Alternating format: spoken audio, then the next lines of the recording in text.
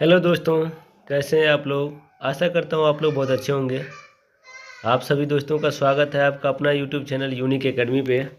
आज मैं बात करने वाला हूँ दोस्त NCERT क्लास 7 का साइंस चैप्टर 3 उष्मा से रिलेटेड MCQ 30 महत्वपूर्ण MCQs पे बात करने वाले हैं दोस्त। ठीक है, इससे पहले मैं इसका थ्योरी दे चुका हूँ इस चैप्टर का। उसके बाद इसका मैं वन लाइनर दे चुका हूँ, वीडियो बन चुका है और ये आपका ऑब्जेक्टिव टाइप क्वेश्चन आंसर है। ठीक है दोस्त, तो आशा करता हूँ कि आप लोग इसको बढ़िया से देख के जाएंगे। जैसा कि आप लोगों को पता है BPSC TRE 4 बहुत जल्द ही नोटिफिकेशन जारी करने वाले हैं। ठीक है, AEDO का एग्ज़ाम होने वाला है, तो आप आसानी से हर एक चैप्टर को देख के जाइए ताकि आपको ये ना लगे कि मैंने इस चैप्टर का डीपली पढ़ा ही नहीं। इसीलिए मैं इसका पहले थ्योरी देता हूँ, फिर वन लाइनर देता हूँ, फिर आपको ऑब्जेक्टिव टाइप क्वेश्चन प्रैक्टिस के रूप में मिलता है ताकि आपको बेहतर रिवीजन हो पाए। चलिए दोस्त, ज़्यादा टाइम ना लेते हुए अब मैं बात करता हूँ अपने क्वेश्चन पे। ठीक है, क्वेश्चन कह रहा है दोस्त, पहला क्वेश्चन कह रहा है मानव शरीर का सामान्य तापमान कितना होता है। मानव शरीर का सामान्य तापमान कितना होता है। अ में बोल रहा है 35 डिग्री, ठीक है। ब में बोल रहा है 42 डिग्री, स में बोल रहा है 37 डिग्री और द में बोल रहा है 98 डिग्री। तो मानव शरीर का सामान्य तापमान कितना होता है ये तो आप भी जानते हैं। सामान्य तापमान कितना होगा दोस्त, 100 हो जाएगा 37 डिग्री। कितना, 100 हो जाएगा 37 डिग्री। ठीक है, इसका पूरा कंसेप्ट थ्योरी के साथ मैं दे दिया हूँ, आप जाके उस वीडियो को देख लीजिएगा तो आपको बनाने में क्वेश्चन कभी भी दिक्कत नहीं आएगा। ठीक है दोस्त, इसलिए मैं बार बार फोकस करता हूँ थ्योरी के साथ आप क्वेश्चन बनाइए। थ्योरी पढ़िए फिर क्वेश्चन बनाइए, थ्योरी पढ़िए फिर क्वेश्चन बनाइए, तो आपको बनाने में आसान होगा।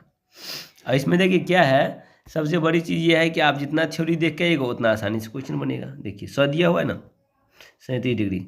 अब देखिए हम बात करते हैं दूसरा प्रश्न पे। प्रश्न कह रहा है डॉक्टरी थर्मामीटर क्लिनिकल थर्मामीटर के माप की सीमा क्या है। पहला क में बोला है -10 डिग्री सेल्सियस से 110 डिग्री सेल्सियस। ख में बोला है 0 डिग्री सेल्सियस से 100 डिग्री सेल्सियस। ग में बोला है 35 डिग्री सेल्सियस से 42 डिग्री सेल्सियस और घ में बोला है -10 डिग्री सेल्सियस से 50 डिग्री सेल्सियस। तो आपको पता होना चाहिए इसका जो रेंज है दोस्त 35 डिग्री सेल्सियस से लेके 42 डिग्री सेल्सियस। इसका मतलब आंसर हो जाएगा इसका ग नंबर। ठीक है दोस्त, आंसर क्या हो जाएगा, ग नंबर। आशा करता हूँ आप समझ रहे होंगे। देखिए ग नंबर दिया हुआ है ना। उसके बाद हम चलते हैं तीसरा प्रश्न पे। देखिए तीसरा प्रश्न क्या कह रहा है, ध्यान सुनिएगा दोस्त। तीसरा प्रश्न कह रहा है प्रयोगशाला तापमापी के पारे का उपयोग क्यों किया जाता है। प्रयोगशाला तापमापी के पारे का उपयोग क्यों किया जाता है। इसको कह सकते हैं लेबोरेटरी थर्मामीटर। ठीक है, पारा का होता है मरकरी का प्रयोग क्यों किया जाता है। पहला एक में कहता है, क में कह रहा है यह नीला होता है। ख में बोल रहा है यह कांच में चिपका होता है। ग में बोल रहा है यह ऊष्मा का सुचालक और ताप के साथ फैलता है। और घ बोल रहा है यह बहुत सस्ता होता है। तो प्रयोगशाला तापमापी में पारे का उपयोग क्यों किया जाता है दोस्त, इसका जवाब कौन सा हो जाएगा, ग नंबर। ठीक है, ग नंबर हो जाएगा यह ऊष्मा का सुचालक और ताप के साथ फैलता है। ठीक है दोस्त, आशा करता हूँ आप समझ रहे होंगे। देखिए दिया हुआ है ग में। अब आप चलिए चौथा प्रश्न पे। ठीक है दोस्त, आपको बेहतरीन प्रैक्टिस हो जाएगा, मैं इसका दावा करता हूँ कि आप अगर थ्योरी पढ़े हैं कंसेप्ट के साथ तो ज़रूर है कि आपको जो है ये MCQ देखने के बाद आपको परफेक्ट रिवीजन हो जाएगा। ठोस पदार्थों में ऊष्मा का स्थानांतरण किस विधि द्वारा होता है। संवहन जिसको कन्वेक्शन कहते हैं।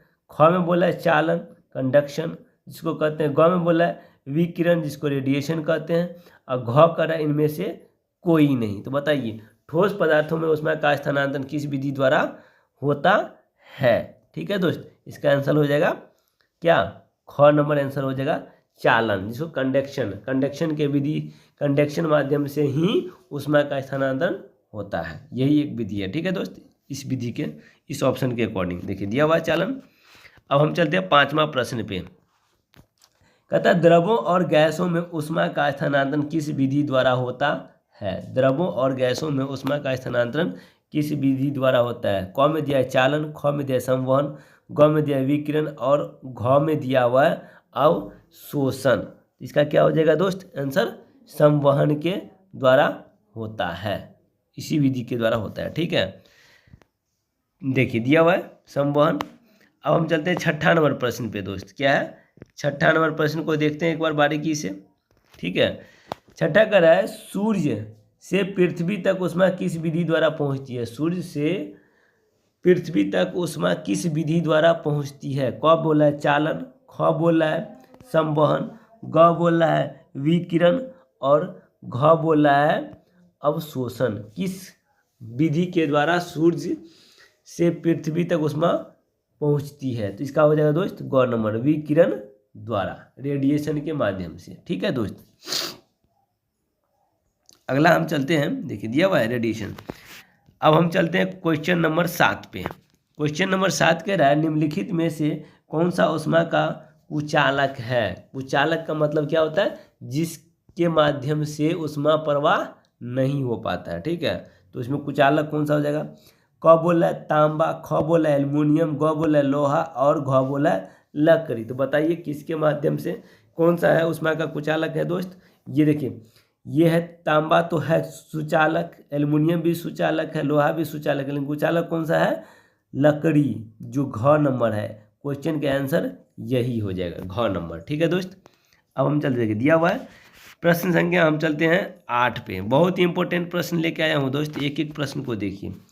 कहता है समुद्र सीमा, समुद्र समीर किस समय बहती है? देखिए समुद्र समीर, इसका मैं डिस्कस किया था आपको थ्योरी में। तो समुद्र समीर की बात करता है, ध्यान रखिएगा। क बोला है दिन के समय, ख बोला है रात के समय, ग बोला है शाम के समय और घ बोला है सुबह के समय। ठीक है दोस्त, तो इसका क्या हो जाएगा?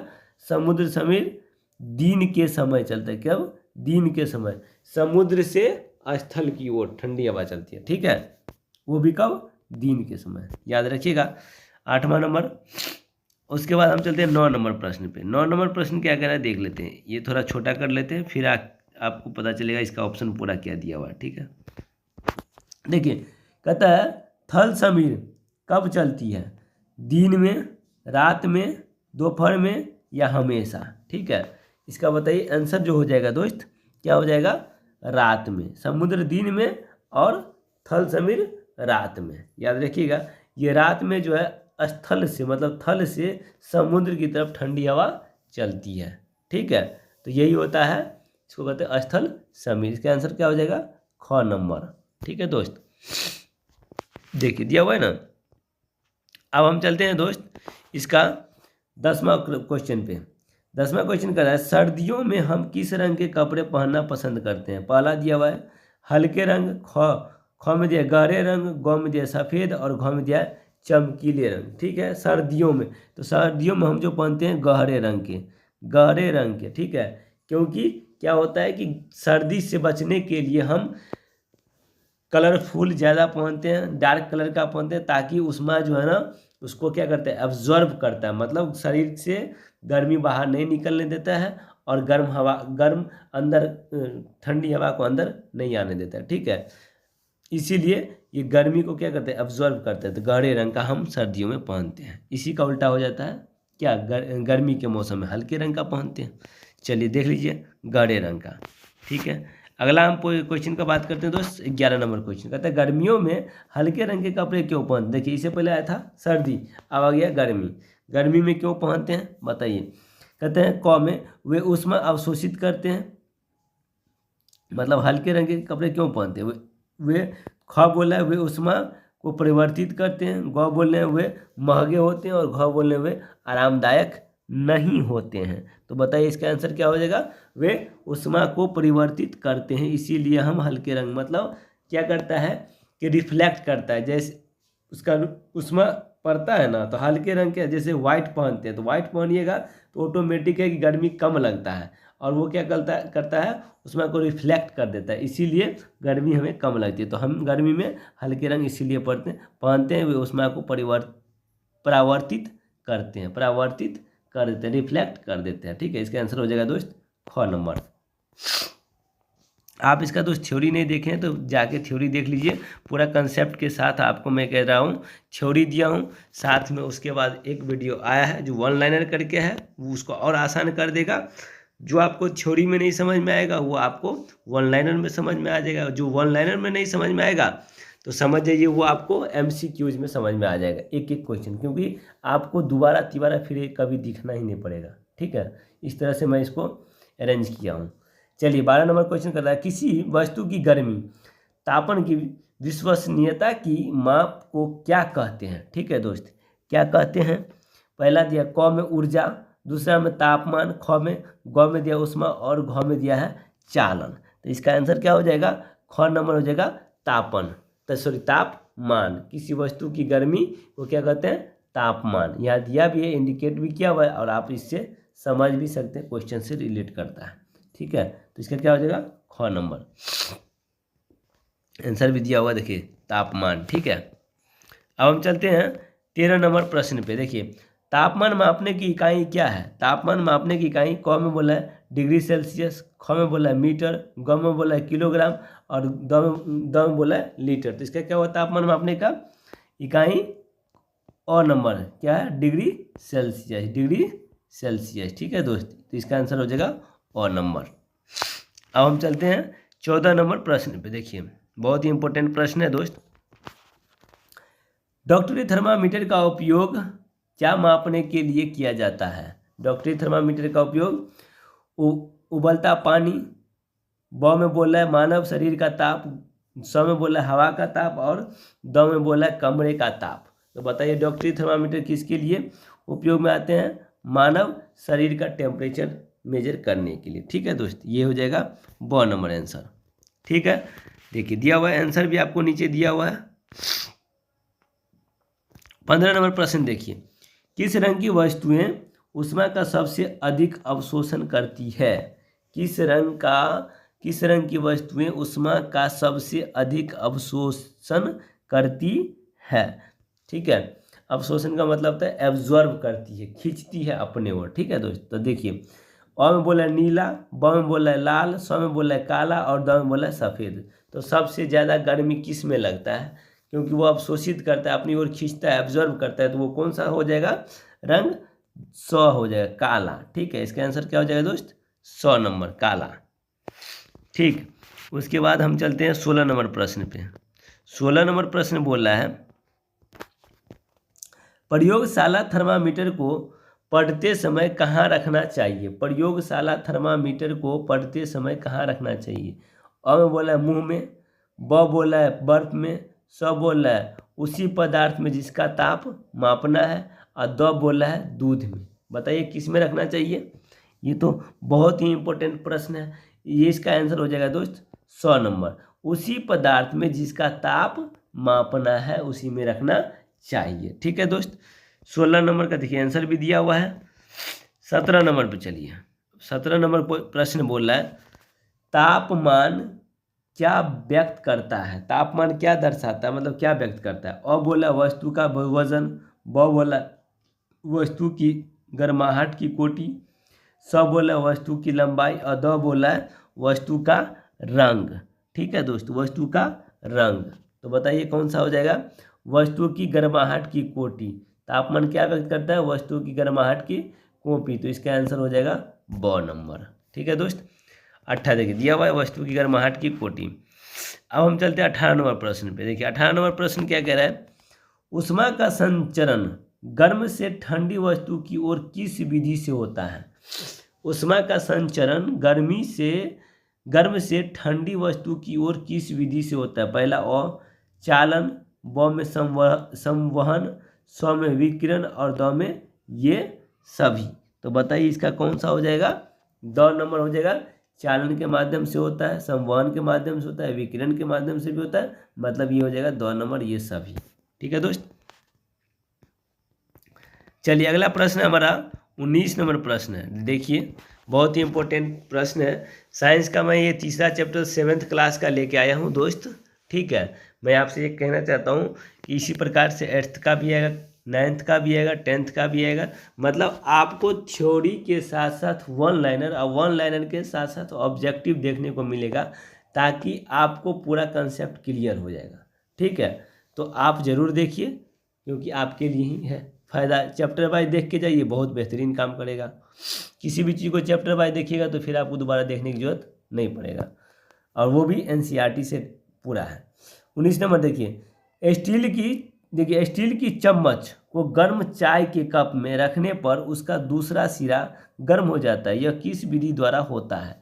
समझ रहे ना, स्टील का चम्मच है और वो चाय के कप में रखा जाता है तो उसका जो दूसरा सिरा है, लास्ट वाला सिरा, वो क्या होता है, वो भी गर्म हो जाता है। वो किस विधि द्वारा होता है? पहला संवहन विधि द्वारा, ब में कह रहा है विकिरण द्वारा, स बोला है चालन विधि द्वारा, द बोला है अवशोषण विधि द्वारा।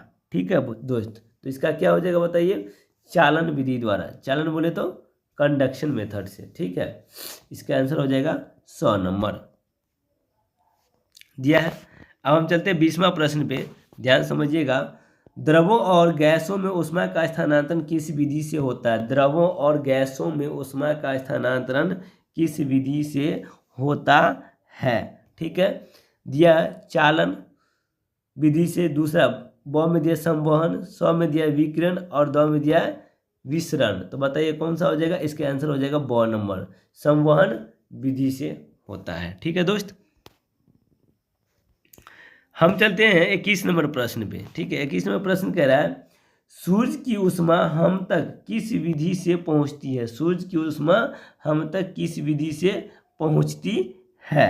ठीक है दोस्त, ये दिया है। अ में दिया है चालन, ब में दिया है संवहन, स में दिया है विकिरण और द में दिया है संपर्क। तो आप जानते हैं सूर्य की ऊष्मा जो है रेडिएशन के माध्यम से होता है, जो इसका आंसर हो जाएगा 100 नंबर विकिरण। ठीक है दोस्त, अगला हम चलते हैं 22 नंबर प्रश्न पे।